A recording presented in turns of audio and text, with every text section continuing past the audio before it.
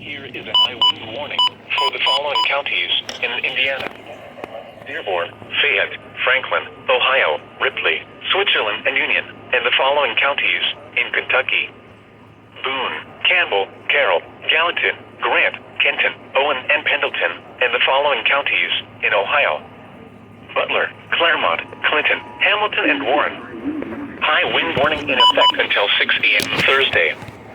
South winds 25 to 35 miles an hour with gusts up to 60 miles an hour.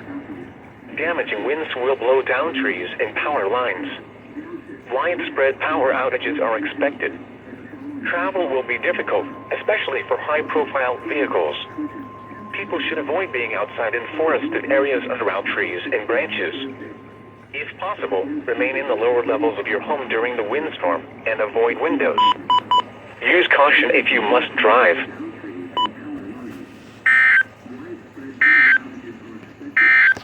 Travel will be difficult, especially for high-profile vehicles.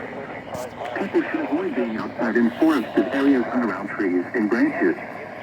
If possible, remain in the lower levels of your home during the windstorm and avoid windows. Use caution if you must drive.